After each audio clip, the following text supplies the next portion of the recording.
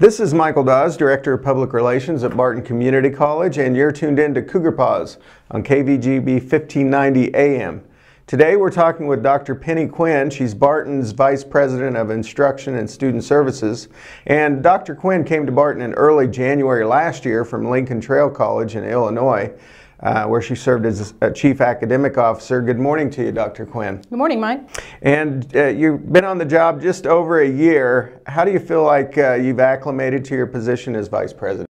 It's going really well. There's been a lot to learn. I think getting involved has really helped me tremendously in making that feeling more part of the institution and the community. So getting involved both here on campus and out in the community I think has been very helpful for me. Getting to know people when you're in a leadership role is beneficial to understand what their feelings are and where they're coming from, and then in the case of the college, where our interests are and where we're headed and what things we're trying to accomplish. In addition to college sporting events and performing arts recitals and concerts, and then several activities that we've had with our career and technical education events, I've had an opportunity to work with other folks on several activities, both here on campus and in the community. We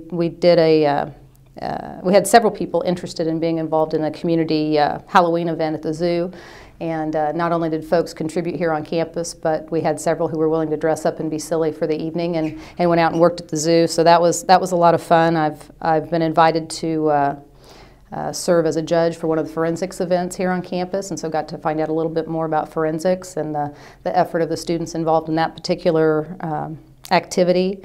I'm a member of the Rotary now, and had a wonderful experience out in the community distributing dictionaries to kids in the classroom. And that was really a fun day. For folks who haven't been back in the grade school classroom in a while, that was a great experience. I'm also a member of New Lions, and one of our major events that I participated in recently was our big spaghetti feed, and part of that activity is to as a fundraiser so that we can afford to do some other things in the community, like purchase glasses for students within the grade schools who are in need. A lot of good things that we do with that, and I was recently selected for executive position with the Zoological Society here in town, so I've got those activities going on too. So lots of things getting me engaged and helping me learn about other people. Barton is unique from other colleges because it's U.S. Army partnership, and we're involved with two operations, two campuses. I know many colleges have two campuses or they're involved in other entities, but not to the degree and the distance that Barton seems to have with Fort Riley and the campus here in Barton County. Given that and the many differences with our campuses, how have you found that approach to dealing with the two campuses and the distance and all that comes with that and working with the U.S. Army? Well, having multiple campuses always makes things more complex. And I think the complexity here is not so much that we have two primary campuses, but it's that our two campuses are 2 hours apart. So it's the distance between them that's more of an issue than the fact that we have two. A big factor is when we try to do some group activities, like when we try to do professional development training, for example, with our faculty, we can't get them all together. People are on different schedules at the two locations. We actually, the way the courses are offered are different in the two locations, so they might start and stop at different times and have down times between sessions at different times. And so what would be an easy selection at one location for an open day that we could do, for example, a professional development training, doesn't necessarily fit with the other campus. So those kinds of issues make it difficult, even when we utilize the technology that we have available to do like video meetings and those kinds of things. It's still hard for everybody to be able to be on the same timeline for those meetings. So things like faculty council, that's tough, because when folks here are free or when some of the folks there are really gearing up for their late afternoon and evening programs. So that's a difficulty. I think the biggest similarity that we have is the fact that whether you're here or whether you're there, we're providing services to students. We're providing training, we're providing education opportunities, and we serve military personnel at both locations. We serve veterans at both locations. We serve traditional students at both locations. And so, as you said, there's a lot of similarities in what we do. And really, it's all about providing quality services to the people that we're trying to prepare, whether it's through actual formal leading towards degrees and certificates, or if it's some of the training that we do for the military that would be considered more like an in-house kind of training. We're there to provide that quality service. Mm-hmm. And we're talking with Barton Community College Vice President of Instruction and Student Services. You mind if I just call you Vice President? That's fine. Okay. Dr. Penny Quinn. Dr. Quinn, we talked about the Fort Riley and the Barton campus similarities, and the fact that on commencement day there's that sense of accomplishment. And I wanted to mention, we show up in King Fieldhouse at Fort Riley. It is a proud moment for any Barton employee or anybody related to Barton, because we always have the largest class of anyone who's graduating among those education service entities. Something we've built over the years, but it's something we continue to work on as we do the campus here in Barton County, correct? Yes. We're for those who don't realize, on the Fort Riley campus, we're part of a consortium. So there are several different colleges and universities who are providing educational services. And when we have graduation services, all of those colleges are represented, as well as all the students who are graduating from each individual school, some with associate degrees, some with bachelor's or master's or higher. It is always very heartwarming to be a representative of Barton sitting in the audience when they call for the Barton graduates, and literally half the group or more rises for graduation. And of course, graduation wherever we're having it, whether it's for Fort Riley folks or here on the Great Bend campus or at one of our correctional facilities, when you get to feel that somehow you've contributed to the success of those individuals as they've moved through a next phase of their life, it's a wonderful feeling. Now, the economy shows signs of recovery, but the state continues to struggle financially. Stimulus funds are a thing of the past, really, for higher ed as we look forward. And in that landscape, how is Barton doing considering these economic times we're still in? I believe we're doing pretty well. Barton's in a relatively good place, and although the state has announced that the budget for higher ed won't be reduced, those comments don't take into account that stimulus money that won't be there. So in effect, they really will be reduced because the stimulus money won't be there. I think when you think about Barton in terms of some of the other schools in the state, we're in a much more stable position than several schools, several of the community or technical schools that are out there. So I feel very positive about that fact. I feel like we're in a good place. I'm hoping that we continue to have enrollment growth like we've seen recently, and I have no reason to believe that we won't. And I'm just happy that we're in a place where we can feel solid moving forward, and we're not cutting positions and those kinds of things. We're trying to utilize the resources that we have in the best way possible so that we don't wind up being in that kind of a position. And really, we're looking at two forms of bringing in income, especially when your state funding is cut or remains the same. Federal dollars are no longer. We end up with a situation where we either have to grow our enrollment or increase the cost of tuition and or fees. So it makes it a viable option to have online education. The Fort Riley side of things, Grandview Plaza. So we've diversified. How much of that do you account for the fact that we are in a better, more stable position, especially considering compared to other possibly landlocked colleges in the state that are facing the same budget crunch? Well, I think the diversity piece is a very important piece. The thing that we have to watch with that is to not diversify to the point where we spread ourselves so thin that we lose or diminish our effectiveness. We have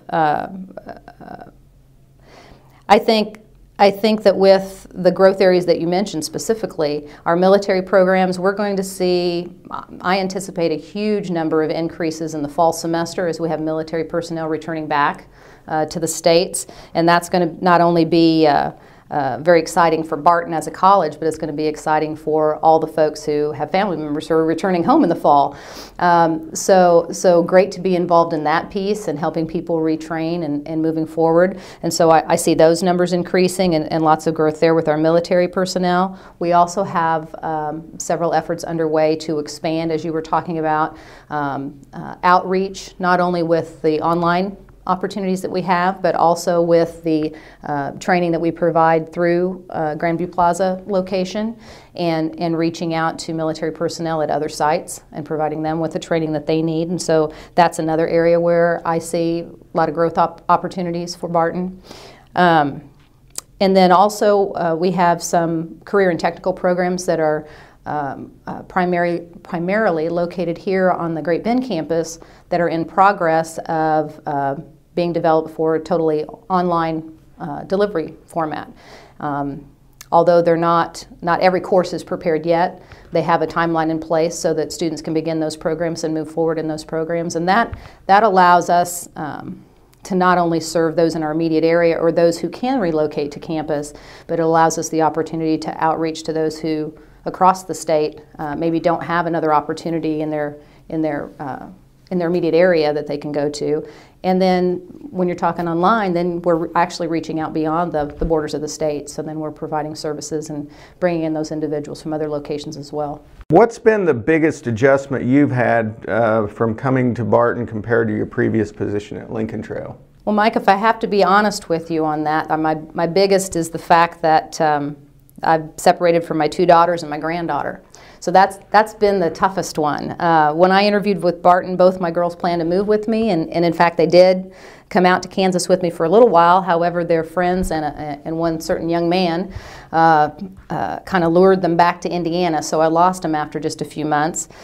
So being apart from them has been really tough. It's my first, they're in their early 20s, it's my first empty nest. They lived at home when they went to college, so mom's trying to grow up and move on and fill her life with other things rather than her children. So that's actually been the toughest thing. We talk every day, you know, technology is helpful. We talk every day or text every day, and if I had better internet service at my home, we'd Skype probably every evening, but that's been the toughest part. I think I asked you this in the interview last year, but now you've had a whole year under your belt. What aspect would you say has surprised you about your position that you couldn't have known before entering the job? Well, you did ask me a similar question about a year ago, and I was very impressed when I was going through the interview process at how friendly everybody was here. And I think I spoke to that during the interview. And now, after being here for a year, that has been reinforced. Everybody is very friendly, but in addition to that, the thing that is, I don't know if surprising is the right word or not, but it's been wonderful how I've been able to work with people with such a great work ethic. So in addition to being very friendly, people just work really hard. And those two pieces together really allow for a lot of opportunities that would not be available without those two things. You can very easily move forward on new projects, et cetera, when you have folks who are willing to take on new things and move forward easily with them. I'm going to give you some time here because I know we got just this one segment, but you are very well versed in your field of instruction and student services. So what other things would you like to communicate to listeners regarding that area or your role at the college? Well, I think one of the things I'd like to share with folks today is they may have been hearing something going on out at Barton, but they might have not gotten all the information yet, specifically with regard to our visual and performing arts area. And Barton has committed to an expansion of our visual and performing arts program. And that expansion is going to include a renovation of our theater. It's going to include an investment, or has included actually, investment in a full-time theater instructor, and then new scholarship opportunities for our students. The theater expansion is going to include an upgrading of the lighting that's in the theater, of the sound. For those who attended Beauty and the Beast, we had some beautiful, beautiful singers on the stage, and some of that was actually lost because of our sound quality. And so I'm really excited that we're going to be able to upgrade that and for folks to be able to hear the real voices that are up on the stage.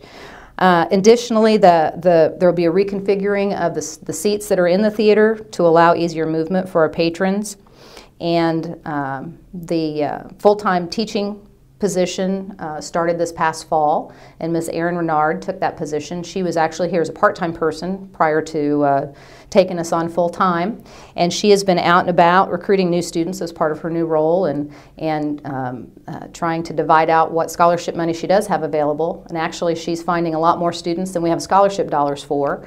So the fundraising piece is really going to be helpful for us as she is out and about around the state, and as well as our local community high schools recruiting new students. The more scholarship dollars she has available, the more she can allocate those appropriately to bring folks here to the school. We also have, as part of this expansion project, we've got a new advisory council for the visual and performing arts. They'll be having their first meeting, I think, next week, and we're really looking forward to bringing on a crew. I believe that we wound up with 10 folks that agreed to serve. We were shooting for 9, and we asked 10, figuring we'd have, you know, some that couldn't, and then we would have to invite a few more. And every single one of the ones we asked said, "Sure, I'd be happy to be involved at Barton." And so that was it was wonderful. We just upped our number to 10, and we're moving forward with that. Obviously, the funding piece, as we expand scholarships and we upgrade equipment, funding is a major part of that. And so one of the major efforts that we're going to have in conjunction with that is Dancing with the Stars, which is Dancing with the Barton Stars, I should say. And that's probably one of the things that folks have heard about. So everybody needs to mark their calendar for Tuesday, April the 19th. We're hoping to fill the theater with an audience that's ready to be really thoroughly entertained. The performance will begin at about 7:30. And seats are only $5 a person, so it's very affordable to come out and enjoy the fun. In addition to the performance itself, there'll be a VIP fundraising dinner that will happen before. We'll be able to seat 80 people, so 80 lucky individuals will get to come for dinner before the event, and that is a $50 a meal fundraising dinner. That'll begin at 6. We have a lot of people from the community who volunteered to be dancers in this activity. We have Mark Midgenback from CPMC, Linda Jameson from Sunflower Bank, Dan Heath from Great Bend High School, Melanie Calcara, she's a para at the high school, Jan Westfall is at Great Bend Regional Hospital, our own President Heilman is one of the dancers, Aline Owen from Renew Spa and Salon, Joe Harrington, a Barton instructor, Steve Webster from Eagle Radio, and Rachel Marwither from the Chamber of Commerce. Those are our 10 dancers. They'll be partnered up, and we also have dance instructors from 3 of the local dance studios who are providing the expertise and the training, Dance by Design, Just Dance, and Barb's School of Dance. And then our MCs are going to be Jamel Halaparik from Cake Channel 10, and Scott Donovan from right here at Eagle Radio. And we're also going to have Miss Kansas, who's going to perform during the event. And she's being sponsored by Adams, Brown, Barron, and Ball. So we're really happy that she's going to be here as well. It's going to be a great night, and I just encourage everybody to try to come out and see us. Okay.